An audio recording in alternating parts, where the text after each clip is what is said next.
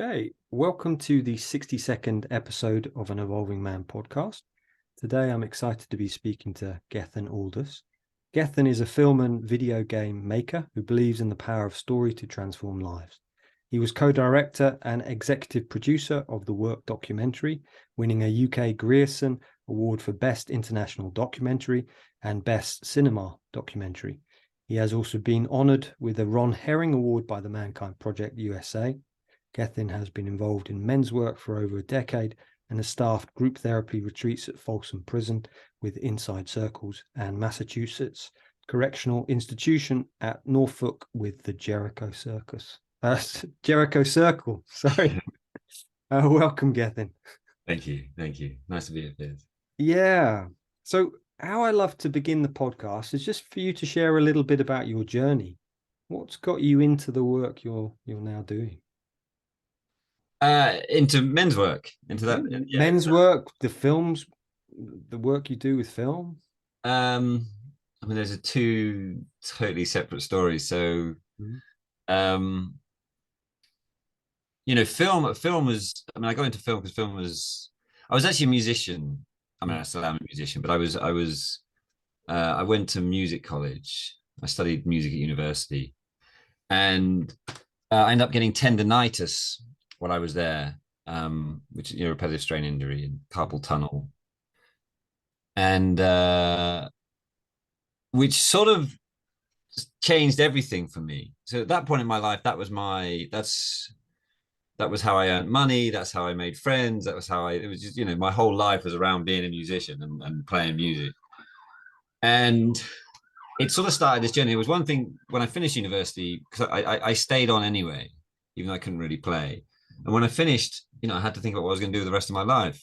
And my second love was film. And then just by chance or by spirit, whatever you want to call it, I got an opportunity to just go and work for free on a film set. And because I knew music, I latched onto the sound team. It just kind of went from there.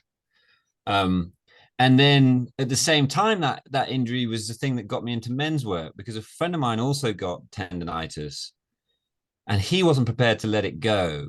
So he started looking into what it was and discovered that it was trauma, that it was all those sort of moments of kind of self-judgment and not even that deep a trauma, but just in those moments of practicing and practicing and practicing, there was a little bit of tension in my hand because of because of the trauma that I picked up in my life. And that little bit of tension built up over time and then stopped my hand from working. And then my friend, through his journey to heal his own tendonitis, ended up finding this Jungian therapist who called himself a music therapist.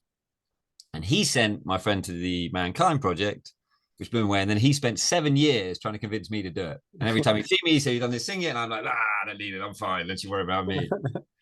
And I think like 7 years later, like I mean, literally, 3-4 times a year, he would say, "You done it yet? You done it yet?" I woke up one day and was like, whatever it is my friend's been telling me, I need it and I need it now. I remember he said something about how men need to be initiated to change from being children into men, to let go of all the things we picked up in our childhood and all the sort of negative things, negative stories, put those aside and step into who we're supposed to be as a man. And for some reason that morning it landed and I woke up and I'm like, whatever it is, I need it and I need it now. And and this is again, I get spiritual about this. It sort of feels like a spirit working. And then 9 days later, there was a Mankind Project weekend up the road from me, and I signed up. And I remember walking down the pathway to the weekend. Like I drove up by myself, and I remember it's in the woods in upstate New York. And I remember this feeling of like my whole body was like, there's something I need, and I need it now. And if this isn't it, I don't know what I'm going to do. Like it was so like energy just sort of shaking in my body. And it was, and that was it. And there was a point of the weekend where I cried so deeply, maybe deeper than I'd ever cried in my life. And in front of a group of, in front of 40 men. And it was such a huge moment for me. And it, yeah, it really changed something in me forever. But then I sort of ducked away for another 4 years. So I was like, yeah, okay, this is the most amazing thing ever.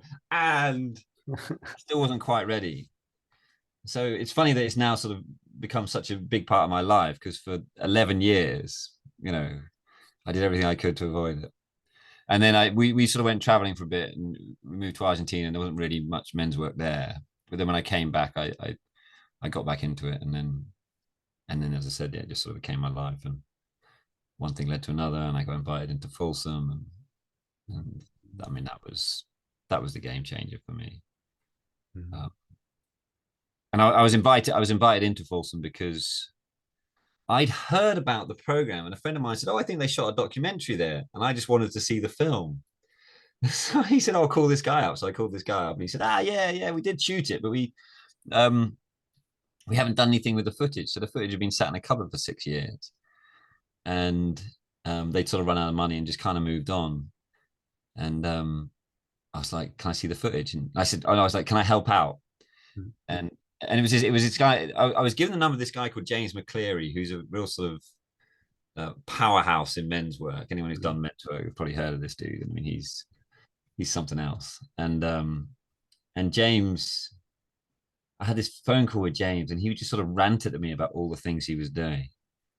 Like inner city, worked with sort of inner city kids, and just all these different aspects of men's work I didn't even think were possible. Like Mankind Project is, it's quite a sort of, no offense, Mankind Project is a wonderful thing, but it's kind of middle class white organization more than anything. Whereas this was real. He was talking about real inner city kids in New York and all over the place doing this stuff.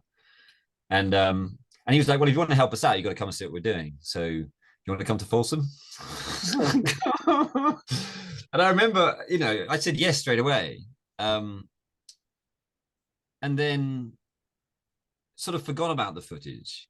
It wasn't why I was going. I was just going because I was having this experience. And it turned out afterwards, actually, it was a test, because a few people have asked for the footage before, been invited to the weekends, and then kind of gone for a day, and then said, "I can have the footage now."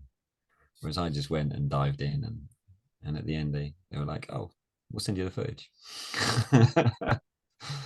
It sort of went from there. Thank you. Beautiful story. Yeah, I was watching James this afternoon as I was researching the podcast today, him giving a talk, some award that he'd won.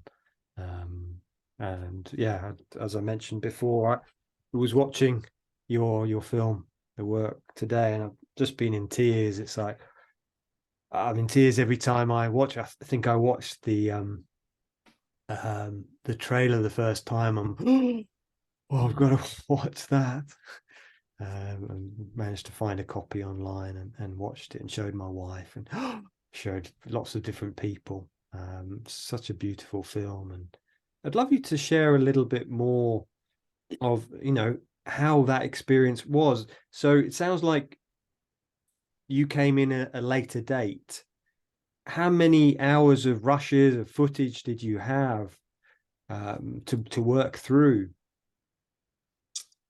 I mean, basically, they shot the whole weekend, which was 4-day weekend, and they'd done a bunch of interviews with sort of some of the key people in the circle.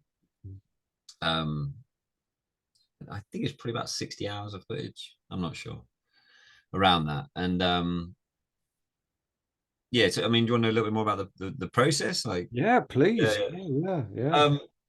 I mean, up until this point, I when I first did this men's weekend thing, I was working as a TV director at the time, and I immediately was like, "Oh wait," I was doing like reality shows, like Wife Swap and things like that in America, and I was immediately sort of like, "Well, wait a minute, we can just."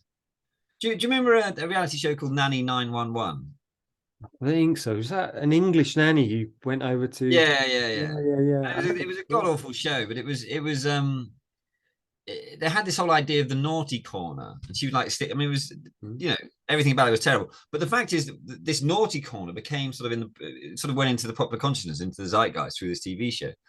And I thought it was quite a negative language, and not positive at all. And I was like, wait a minute, if you can bring these sort of negative ideas into our popular consciousness, or maybe we can bring some really positive ones. And so bringing the language of men's work into the popular consciousness became a kind of mission of mine. It's like, how can I sort of infiltrate the reality shows that I'm working and bring this stuff in, which proved to be pretty difficult. It proved to be pretty difficult to, you know, to sort of find a way to bring it into sort of formulas which weren't designed to bring it in. So I was always looking for a way to do it, you know, to get this language of healing. And anyone who sort of made a friend of mine made a pretty good film about men's work, about his own experience. It was My Own Man. But the men's work part of it always felt kind of goofy. You know, it's just, it never really landed on camera. And when I started going through the footage for this, the stuff in Folsom, I was like, oh, okay, because there's nothing goofy about this. When you guys were these, you know, as a society, we're sort of obsessed with like the underbelly that we, you know, describe as the underbelly of society anyway. And, you know, these men were allowed to be vulnerable because for them to be vulnerable meant so much. Like from a regular sort of, you know, and even the regular guys who came from the outside, their vulnerability suddenly became really powerful because it was in that setting. So yeah, I mean, when I saw the footage, it was just like, oh my God, this is it. This is how we get this message out there. So it just became really exciting. And I sort of had to raise the money, which I'd never really done before. And I'd met this fairly rich guy along the way, very rich guy along the way. And I called him up to see, and he'd been donating some money to the inside circles. And I called him up to see if he'd finance at least part of it. And I remember this determination in me that like no wasn't an option, without sort of bullying this guy into it. We're just like, this, you know, this was so important.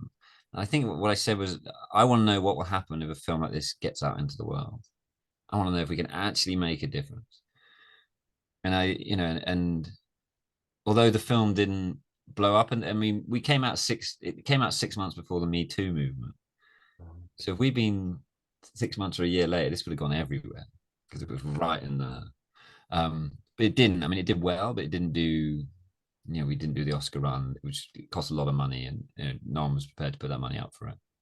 But it's still, even though it didn't get that massive success, it's still done magical things. Like it really has become this tool, especially for inside circles. It's become this tool for them. They can say, this is what we do, and they can just show people. Whereas before they had to try and explain it. And I know that it's helped them no end. And now they're, I mean, the stuff they're doing is just extraordinary now. The places they're getting into and the conversations they're having. So I know it was a really, yeah, it's made a difference. It really has made a difference. So the process was, they sort of sent me this footage, and I just went through it, and you know, was blown away. And then I have an old friend from college she lives in New York as well, and she was a documentary producer. So I went and met her, and I showed her some of the footage, and she was just like, "I'm in. Whatever you need, I'm in." And then so the two of us kind of got to work, and then she introduced me to some editors, documentary editors, and that was it really. And then Jairus was James's son, so he was the guy that was sort of the main director when they shot it. And so he flew out to meet me, and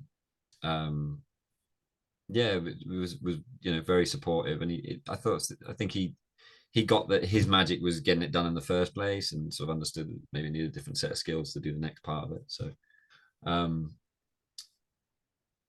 yeah, and I mean, and in the process of just sort of discovering this thing.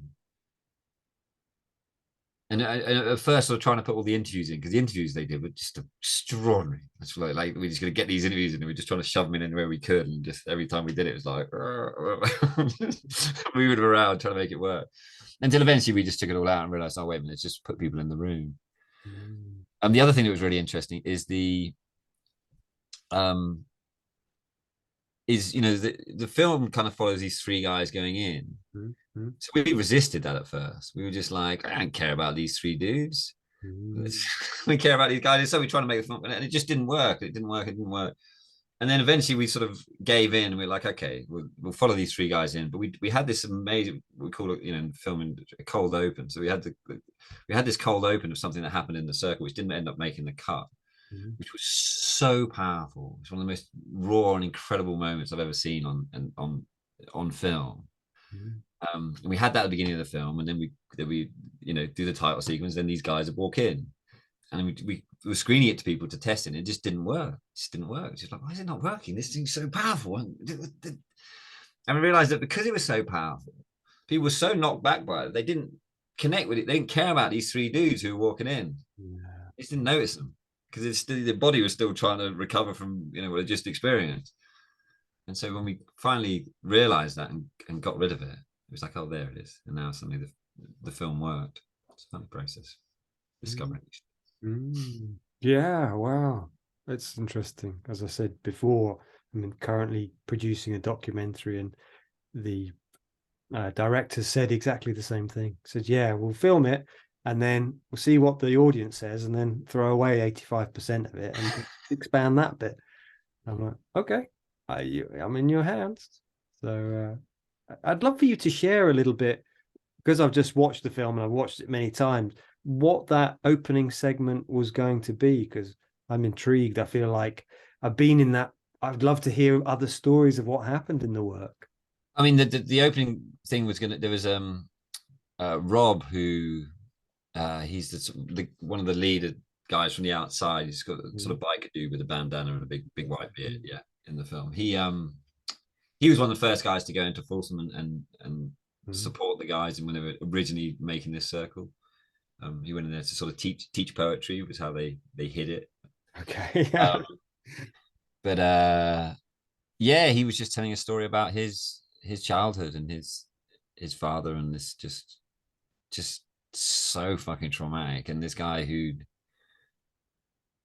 done so much work and lived this such, like, was still, when he told the story, it was still just so raw and so visceral. This sort of 5-year-old kid being brutalized by his preacher father, and all of the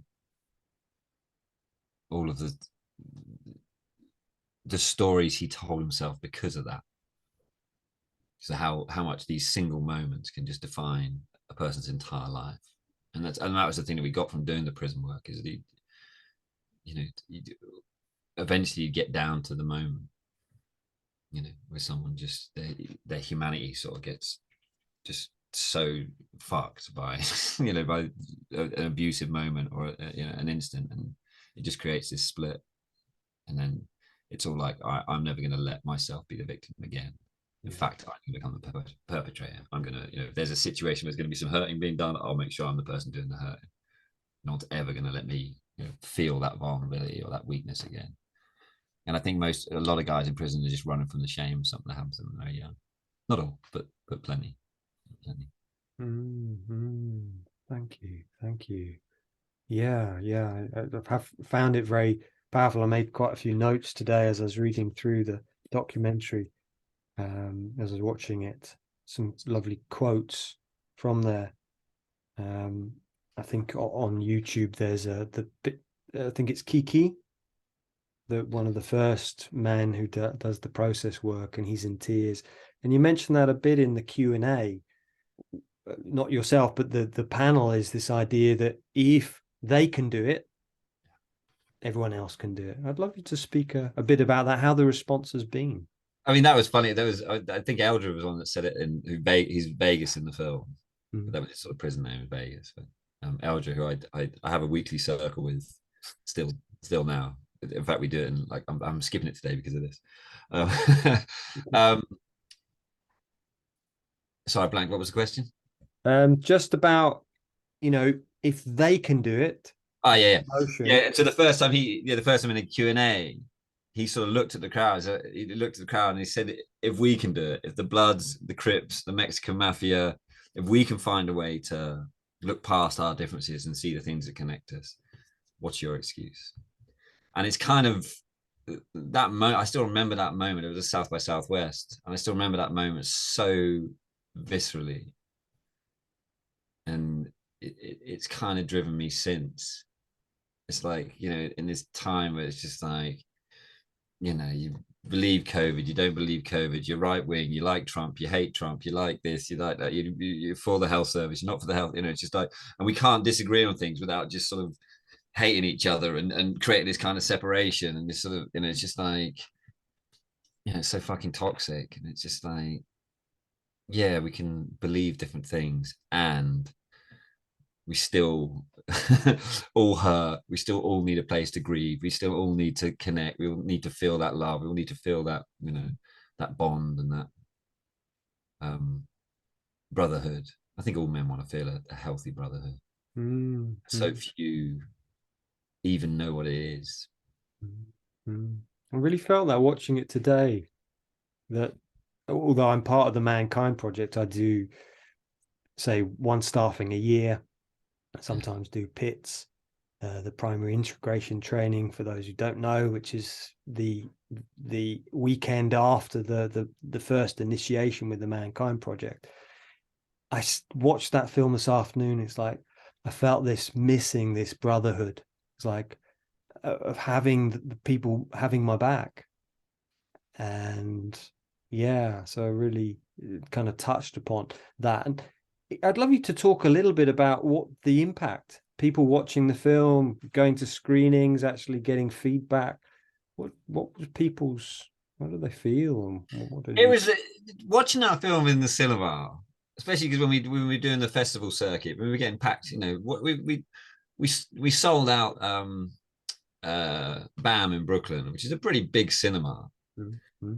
And I remember actually, my daughter was like 13 at the time. Right.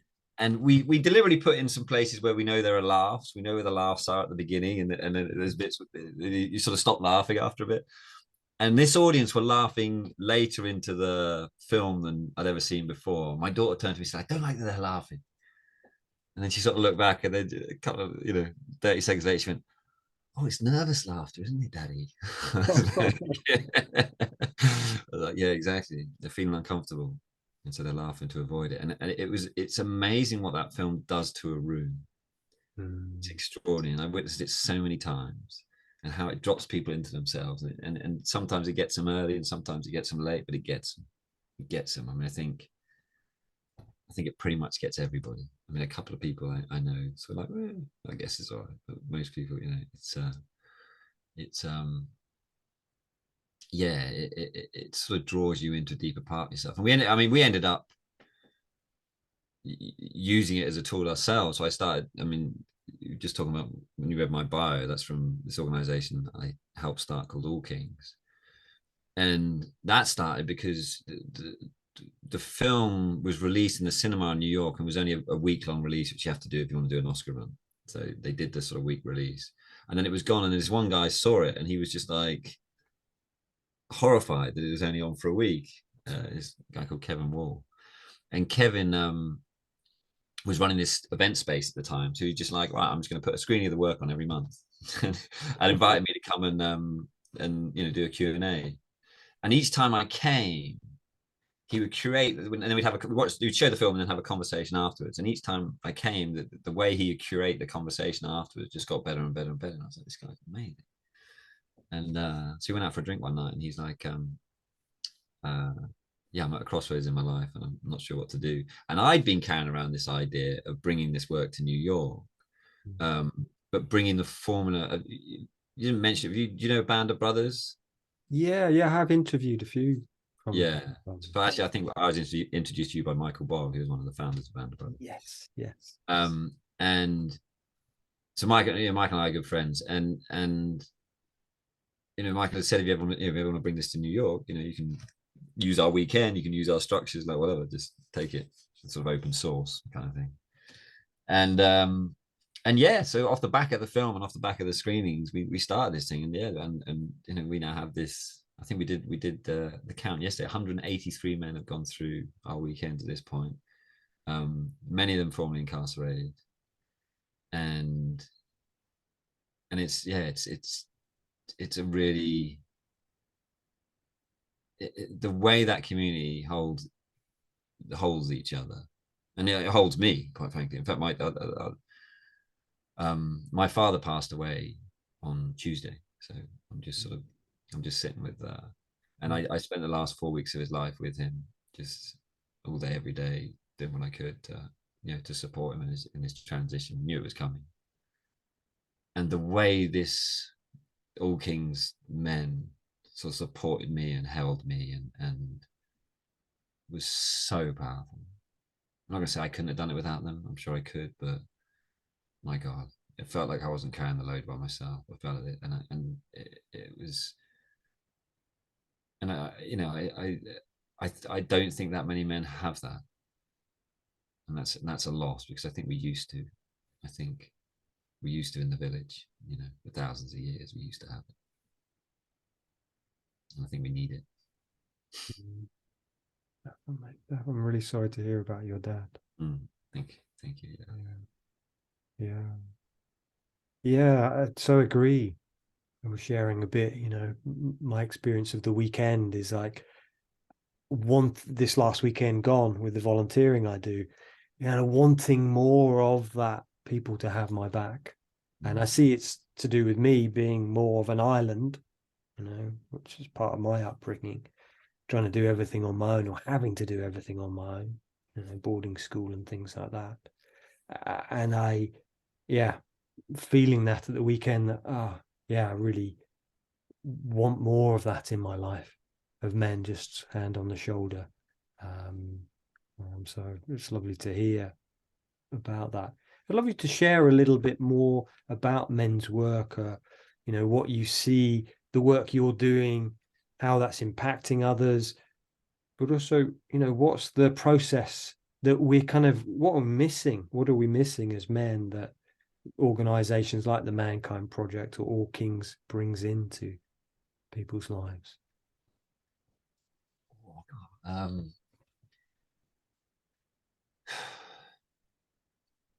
mean, one of the things I find myself reminding men a lot is that their vulnerability is their superpower.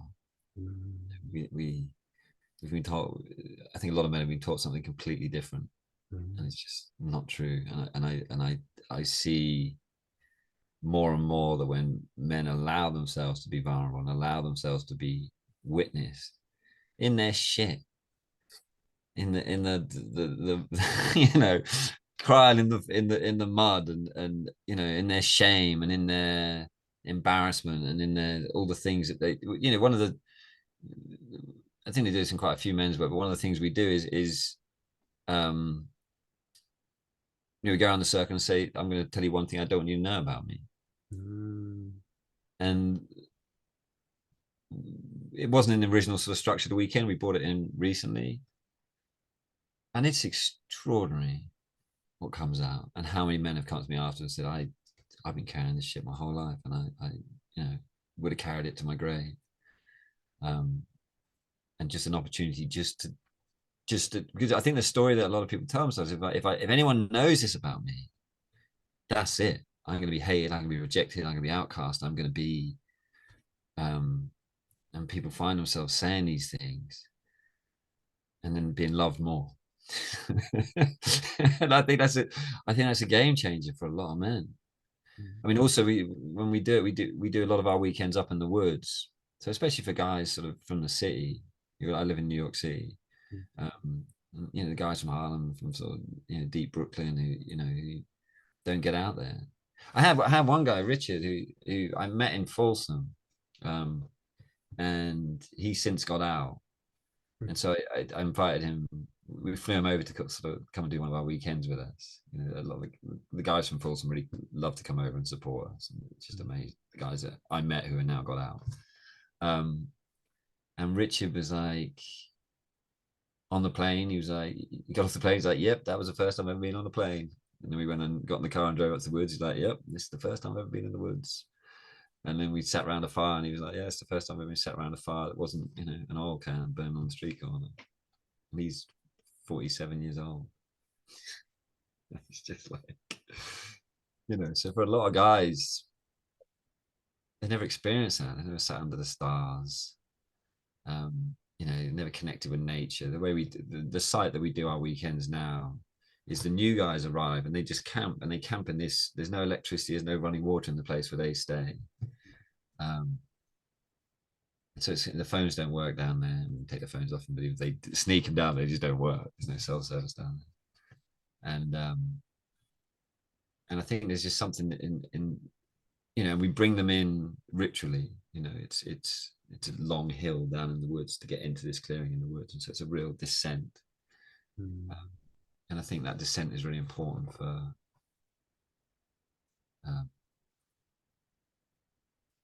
for just allowing people to let go of all the stories, and let go of all the nonsense, and let go of all the bullshit. That's one of the things we say on the threshold. We say, all right, are you prepared to let go of the bullshit and get what you came for?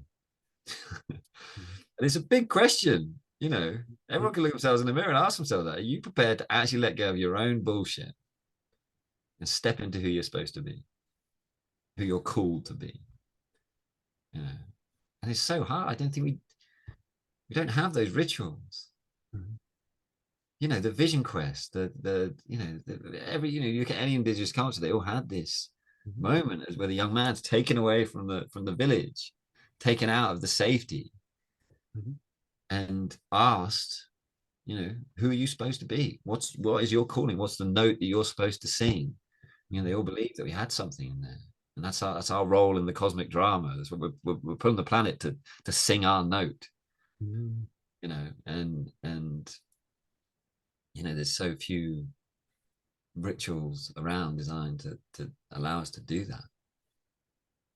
It appears we need it, like on a physiological level, like in our DNA. I think we need it. Yeah, thank you. I was thinking of Nelson Mandela as you say those words, that I see him as one of the greatest leaders in the last 50, 100 years. And reading his autobiography, what did he do at age 12, 13? Rite of passage. You know? And it's like, yeah, I see the need for that. We kind of, I think Robert Bly talks about that in Iron John, is the young men have to have the older men come in. Otherwise, you know, it's like, yeah, otherwise they suffer. I think there's an African proverb which says, if you don't take care of the young men, they'll burn the village down. Damn right they will. And that's what's happening at the moment. We've not taken care. In my local town, you know, there are some young men who are causing chaos, and I think my community is blaming them, and it's like, no, we have to look at ourselves. What am I doing to help them? There's one of my favorite quotes is from a Jungian therapist called James Hollis. We can never heal from the Holocaust until we all take responsibility. We all find that part that's in ourselves that hasn't been healed, that can be triggered, that can be allowed to see, as you say, see those young men as the enemy, or as the bad, or as that, you know, what have you done to help serve them? What have you done to bring them into community? What have you done to, you know, and until everyone can sort of look in the mirror and say, I'm playing my part. You know, Rob Albee used to say, this great one was just like, if everyone picks up their piece of the puzzle, we'll change the world. Yeah. And the piece doesn't have to be that big. Just look at yourself in the mirror and say, am I picking up my piece? Am I picking up my piece? And if you are, then my God, will change everything. Except the good stuff. We'll keep the good stuff. Yeah. Thank you. Yeah, and I think that's one of the things I've really got from men's work, is that accountability. That, am I picking up my piece? I said I was going to, and I haven't. You know, rather than what often we do is we say we're going to, no one holds us accountable, and then that's it. Whereas having a group of men or women to go, have you said what you're going to do? Are you picking up that puzzle piece? So, yeah. That's the beauty of having a mission. You know, that's I like that in men's work. A lot of men's work do work around mission. That's something you can say, all right, this is my mission. Yeah. This is what I'm going to do. Yeah. And then you can be held accountable to that mission. Yeah. So I think, you know, maybe kind of moving back to the work. Yeah. With some of the men who, because I think that was the beauty of the end credits of the film, is them talking about how many people have been through the program who have left prison. Maybe to talk about that, what the impact of the inner circle has been on those men. who've been part of that community? I mean, inside circle, and they you know, I work closely with quite a few of the guys, but particularly Eldra and Aaron. Mm. And they, you know, they ran that prison for a period of time. You know, Aaron's a white dude who was a shot caller for the Bloods. I mean, go figure. He was and they there was, I think Eldra was telling me there was a point where he was in solitary, and Eldra, forgive me, I got this story wrong. I think this is the story. He was in solitary, and Charles Manson was in the same solitary than him and had less, and Eldra had less freedom, something like that. And it was like his moment of just like, wait a minute, they consider me more dangerous than this motherfucker. You know, it was that was the beginning of his sort of journey of you know, of change.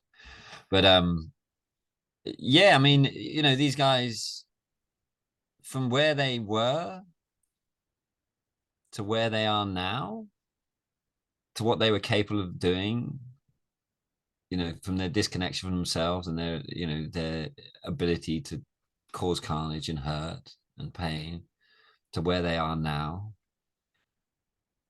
is a fucking miracle. It's impossible. You know, you know, these guys were, you know, I would say the worst of the worst, but they were, you know, they were up there. They were up there.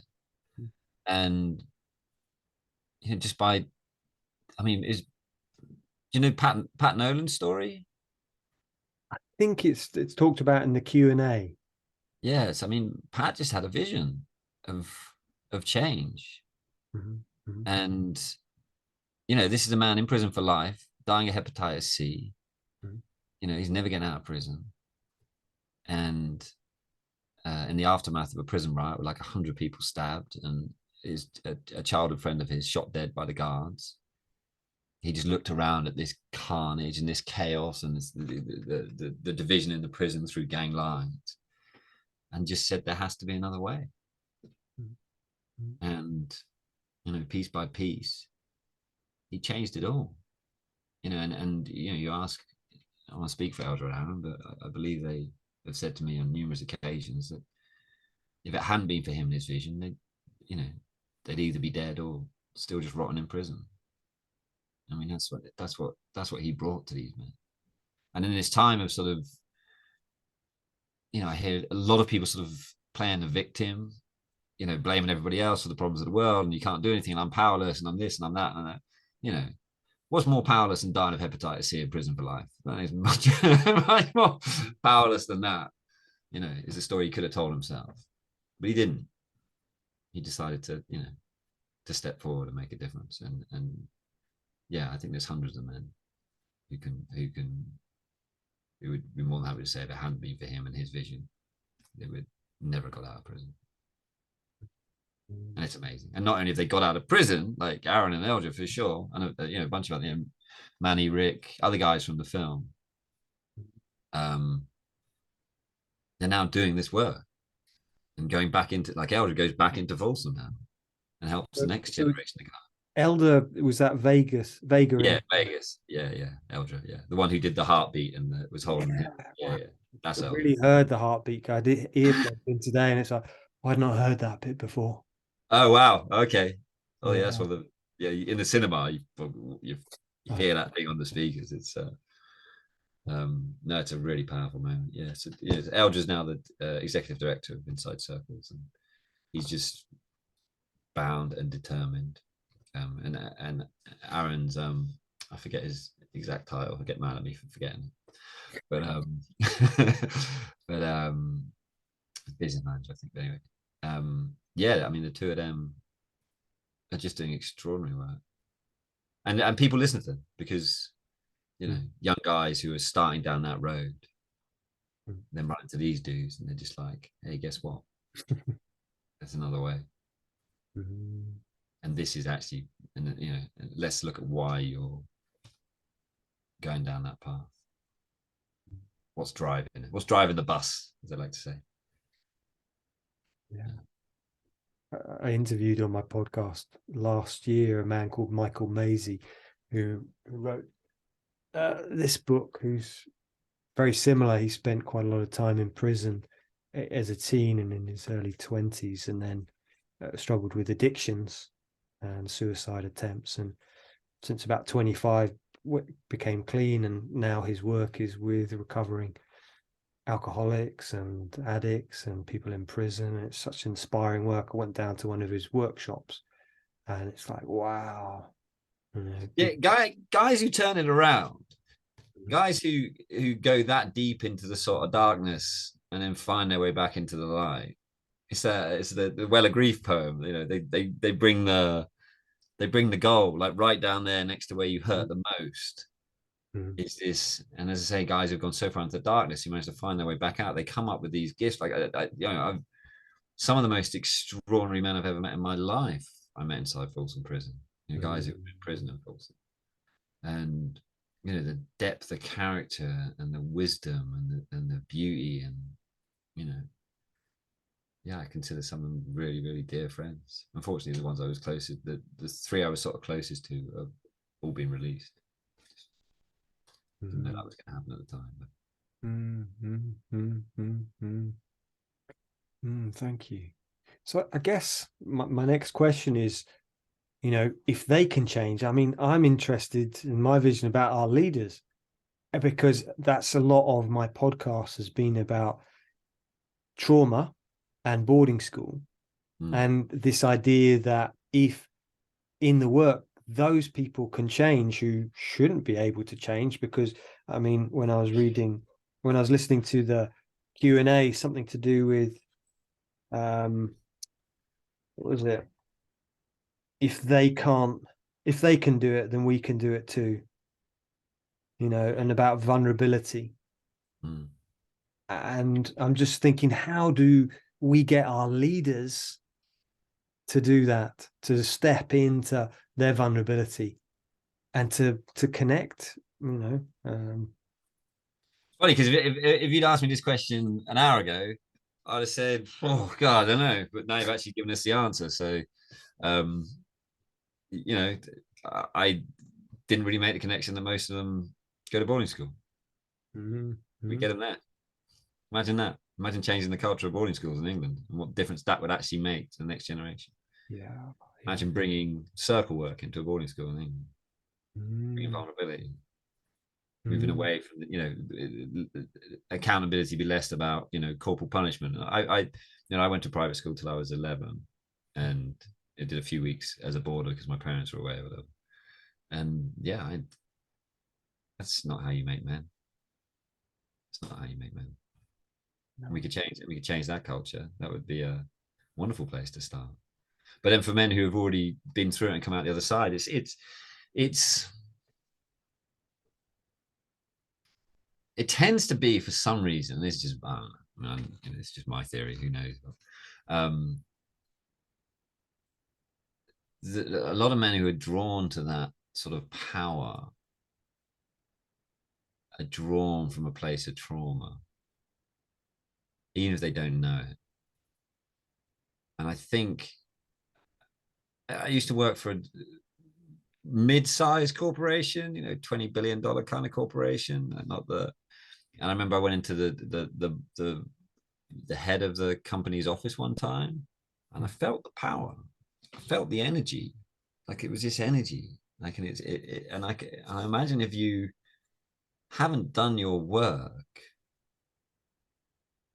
there's a sort of dark force in that power as well, and I imagine it's really enticing. And I saw it on this small level. Imagine walking the halls of Washington and the power that a person who, you know, has some power in the halls of Washington has, and what that does to their own psyche. And especially if that, and I believe most of them are, is driven by some sort of trauma. You know, that's just going to cause fucking chaos, and it does. And it does. I mean, we look at this whole thing in Ukraine. I mean, it's like, why? Why is this happening? You know, the biggest country on earth needs more land, needs more resources, needs better access to the ocean. We know denazification. It's just like, no, someone's suffering some trauma. Why did George Bush go into Iraq? My theory is he wanted to finally show his dad mm, what he's made of, do what his dad couldn't do. mm, mm. You see, you know, and I think that trauma drives everything. So how do we normalize? I mean, I have my own theory. I'm just going to keep trying to bring this work into video games, into television, into popular consciousness until we do. Until hopefully, if we can't get that generation, maybe we can get their kids. Maybe their kids will show up for Easter and say, "Hey, Dad, maybe we should," you know, maybe there's a way to, you know, or you know, we just keep working on the next generation, like as I say, the boarding schools and the get this into Harvard, get this into Yale, get this into, you know, into Eton, getting into all these places where the future leaders are molded, bringing this new way. I gotta say, Piers, that's a good idea. Yeah. As I've been researching this last few years, I mean, George W. Bush, his father, both boarding school, Donald Trump, boarding school, McCain as well. I think quite a lot of the senators, Mark Zuckerberg, Elon Musk. You actually pick beneath the surface, and it's certainly to ask the question: well, what might that impact be of taking the child away at 8? Elon Musk was thrown down the stairs as a child and hospitalized by bullies. You know, it's like, what might the impact be? So yeah, I think it is, and I'd love that idea. And I know a few men in the UK who are starting to go into boarding schools and bring men's work, sharing and circles. They're doing great work. So yeah, I do love that. Oh. That's fascinating. That's fascinating to think that. Yeah, what does that do to you? Especially, and it's the ones that it will break, and there's the ones who are determined to get back. I remember a friend of mine who's a very powerful person, you know, very powerful, very successful businessman. He used to go to this private school, and his family were the poorest in the private school. And all the other kids used to show up in their Porsches that their dad had bought them. And he said he remembers looking at them saying, "I'll see you on the other side." And I think it drove him. And you know, fortunately, he's a person that's, you know, connected to himself. But I think for a lot of people, that, "Oh, I'll show you," keeps going. Jesus, I mean that, you know, the problem is there's also gold in it, you know. So you look at Elon Musk for an example. I was sort of going through his Twitter feed the other day. I'm not really a Twitter person, but and it's just like, Jesus Christ, dude. It's just like, here's a clip of this giant space rocket I just built. Here's this mega factory of making, you know, my mega car battery factory that I've done here. Here's my, and it's just like, yeah, maybe that kid throwing him down the stairs did, you know, put him more for the world than most people have ever done. But you know, if we can somehow take the gold out of it, but heal the trauma. You know, I don't, and to be clear, I don't have any judgments about Elon Musk whatsoever. I mean, I think he's explored many things, but I do think there's a bit of a culture in the super rich of not wanting to give back, not wanting to come from a place of service. Not all, but definitely so. Thank you. So I'd love you to talk a little bit about your other film, which I was watching today, Renzo Gracie. And I know that was quite a few years ago that came out. But what was the experience like? Because my son, he's really into Brazilian Jiu-Jitsu and, you know, and into MMA. So is my wife, actually. And they went to watch Joe Rogan together the end of last year, give comedy down in London. But yeah, I'd love you to share what was the experience of doing that film. I mean, it was wild, absolutely. I mean, I followed Renzo around for about 7 years on and off, really? and it was the first film that I ever made. You know, by myself, and I shot it, I directed it, I produced it, I edited it. I mean, I did everything except the music. I made a lot of mistakes, you know, some real naive moments. But I saw, you know, I stand back now. You know, I made the whole thing like $20,000 or something. You know, and I stand back now, and it's like, I'm kind of proud of that film. Most of that was just, you know, flights, tickets, airline tickets all over the world to film these guys. it was wild. Like going to, and this was sort of in, the UFC hadn't really taken off at this point. Um, it sort of had its little moment. It was just bare knuckle cage fighting, and everyone got excited, and then it kind of went underground a bit. They banned it on cable and that sort of stuff. But it was huge in Japan, like huge, like on the national TV on New Year's Eve. You'd have a Pride event, and everyone, the viewership was insane, and you know, and it's very Japanese. And I think it was run by the Yakuza. Is it Yakuza in Japan? Yeah. Yeah. I think it was run by. I mean, I don't quote me on that. And but it was, have you ever been to a UFC event in England or in America? There's like fights breaking out, people throwing beer everywhere. It's just carnage. In Japan, in certain fights, you could hear the fighters breathing. 25,000 people in the arena, all just sat there watching, bring their girlfriends. It's a completely different culture. Then occasionally there'd be like a Japanese hero that they get very, very excited about. But apart from that, they would come to watch the art and that sort of warrior spirit. In those days, I think they just started bringing in a limited amount of rounds. I mean, there was like Henzo had to fight like an hour and a half. No, it was an hour. It was an hour. It was hoisted in an hour and a half. It was bonkers. It was bonkers, and it was just they were real sort of rock stars over there, and so just getting to go there with them, I got to know all the Gracies, and it was it was just an absolute bananas experience, and sort of I related to Henzo on so many things, and we sort of walk shoulder to shoulder way up to the ring, and then he would just wander into the ring and fight the toughest men on earth, and I'd be like, God, how do you do that? I remember him taking a nap before a fight one time. just like, you're gonna fight this dude in like 5 hours. You're just having a snooze. It was just normal to him. So he just grew up with that. I don't think there's an awful lot of introspection and deep work going on there, but it was still, as Henzo said in the film, he said, I'm gonna die shitting in my pants like everybody else, but knowing who I was, knowing truly who I was. And his legacy was to test this art form his family had been developing for 100 years. That was it. That was what he was what he was put on the planet to do. And he was going to do it. And he's done so much for the sport and so much for the art form to get it out there. And one of his students, John Danaher, I mean, the stuff he's doing with submission grappling, the levels he's taking it to, and John's like, yeah, Hendo's my teacher. Extraordinary. What was some of the gold from following Henzo for those 7 years? I mean, those experiences in Japan were just so rich. Facing my own, I had to face failure on multiple occasions, and I had to lift myself up again and keep going.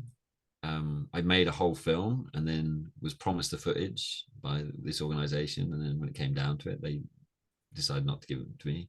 It's my naivety of just taking someone on their word and not signed piece of paper.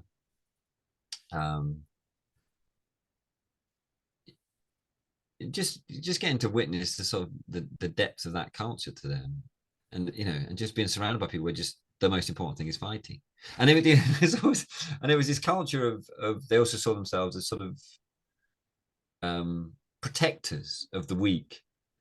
So every time that they have a story where some bully sort of came up to them because they were quite small and they took care of this bully, it was just like, what that person's going to think next time they try to prey on the weak.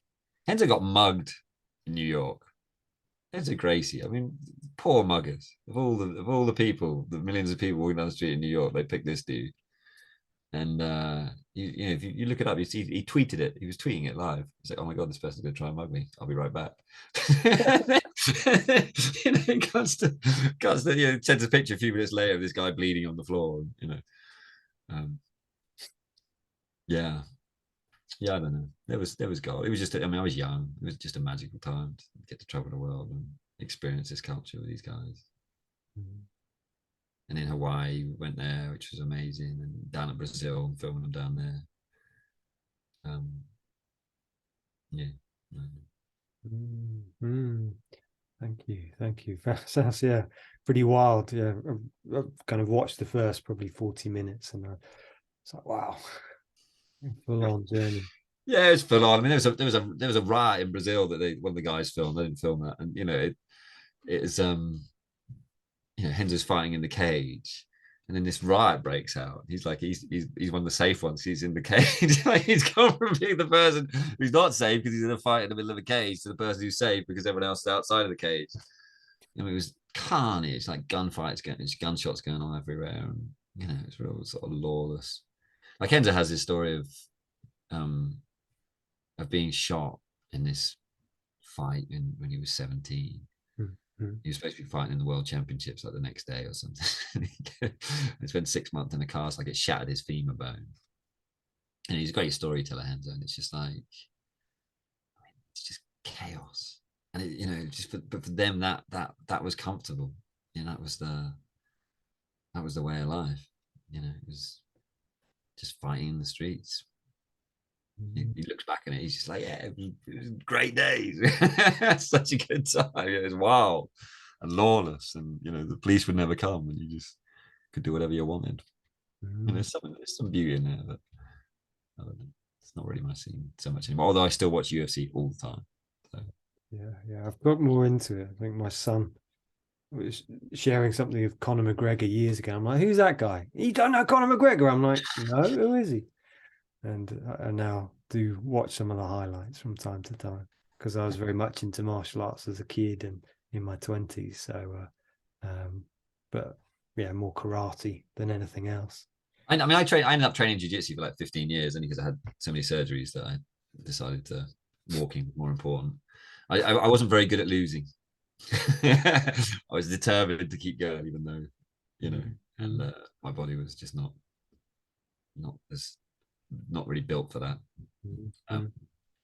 But it was an amazing. The amazing thing I got out of it was for many, many years, it just allowed me to walk down the street and feel safe, anywhere, because I knew that if it came down to it, I had this set of tools that could help me. Thank you, Gethin. So, I'd love for you to share what you're currently up to, what you're inspired by, current projects. Well, I mean, I'm still, we recently hired a full-time executive director for All Kings, so that's I'm not as sort of full on with that these days, and a couple of other people who sort of run the organization, but I'm still very much involved, and I'm the sort of chairman of the board of directors, and still just keep my hand just gently on the tiller. I am currently trying to currently developing a video game that will take the player on a sort of transformational journey. It's not, there's lots of people sort of making socially conscious games. I don't think that really works because most gamers don't buy socially conscious games. So I'm making a game that is going to appear like a regular, fantastic, fun to play game, but it would just take you on this deep and interesting journey. So it's trying to get people to eat the broccoli. You want to coat it in chocolate. So I'm in the process of doing that, which I quit. I was working at Rockstar Games for 12 years, directing actors in their games, and I left there last summer to sort of pursue this dream. Because that was the thing that, going back to what we were talking about earlier, because that was the thing that was calling me. Like, it was just like there was this thing inside me that even if I fail, I just need to know that I tried. So I'm in that. I'm in that. I'm not going to fail, but yeah. So that's the thing that's sort of taking up most of my time at the moment. I'm also sort of trying to develop a television show based on developers yeah, I'm supporting the guys who were in the circle who want to tell their own story, to get their story out there of how this thing came about. And again, because it's a way to, to keep reinforcing the story about that change is possible. The change is possible, and that we don't have to play the victim, and we can actually, if you just change your block or your house or your building or your, Mm. change is possible, and everyone has the power. So yeah, supporting that, and raising a couple of kids, Mm. and I've been married for 24 years, and I think I was saying to you earlier that I we're in probably the best place we've ever been, and I'm just so amazed that that level of growth in the relationship is possible. And really challenging the places we've had to go to get there, but my God, we went there, and now look at us. So I'm yeah, really excited by that. And then grieving my father, and his funeral's in the next few weeks, and just processing that. I was in a room with his dead body for 6 hours waiting for it to be picked up, and I'm aware that how few rituals we had to deal with it. So my wife's really interested in death and dying, and ritual, and she's been training sort of Buddhism and end of life. So I'm fascinated by that, and I'm helping her to develop a TV show around it called Life and Death, the show. Maybe, I don't know. It's working title. We'll see. But yeah, so I don't know. All sorts of things. I'm excited. I wake up in the morning really, really excited about my life. Yeah, I love those projects. Yeah, I love the sound of the All Kings, and that's also the work, the TV show. Yeah, that, because I think that's just fantastic, the film. So whatever more can come out of Yeah, it. exactly. How can we get it more and more into popular consciousness? A multi sort of season TV show, to me, would start to normalize. But we'll see. We'll see where spirit wants to take us. Well, thank you. Any last words, Gethin, before we start to wrap up? No, I mean, it was a real pleasure. I just sort of made a commitment to myself just to say yes to these kinds of things. I didn't do any research whatsoever into you, Piers, and I didn't. I thought I would just show up and see where the conversation takes us. One of my things I work on a lot is, and they say a lot in the men's work we do, is just trust in spirit, trust in spirit, trust in spirit, trust that this is the conversation that's supposed to happen now. Trust, right? All my energy is being pulled towards this thing. Oh, I guess that's where I'm supposed to put my energy right now. Just, I think in those, I found that when I do that, and I listen to those, I listen to my yeses and I listen to my nos, my life just feels great. I love that. Listen to my yeses, listen to my no's. Yeah. So they come up from my body, it's all, yes, but one of the things is, I think it's so important, is for us just to drop into our bodies and listen, because it's all in there. All in there. Our bodies are connected to all that is, and just allow the wisdom to come through and stop the chatter up here. Yeah, beautiful. I've really enjoyed the conversation. It's felt very heartfelt, and just such appreciation for you getting the work out there, because it's beautiful.